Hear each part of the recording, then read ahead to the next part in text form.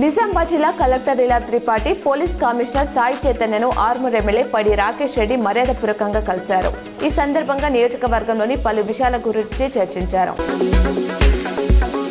ప్రభుత్వ స్కూళ్ల విద్యార్థులకు అందించనున్న 22 వస్తువుల కిట్కు సంబంధించి నాణ్యత విషయంలో రాజీ పడొద్దని సీఎం రేవంత్ రెడ్డి అధికారులకు సూచించారు.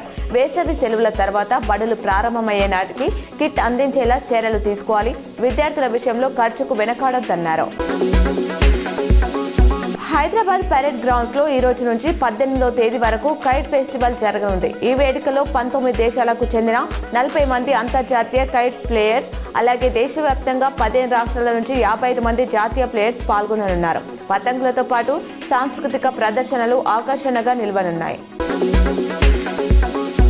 మున్సిపల్ ఎన్నికల వేళ నిజామాబాద్ పాలిటిక్స్ ఈటెక్కాయి. ఎన్నికలు రాగానే హిందుత్వం అని బీజేపీ అడావిడి చేస్తుందని, రాముడు బీజేపీలో సభ్యత్వం తీసుకున్నాడని పీసీసీ చీఫ్ మహేష్ కుమార్ గౌడ్ చేసిన వ్యాఖ్యలపై బీజేపీ స్పందించింది.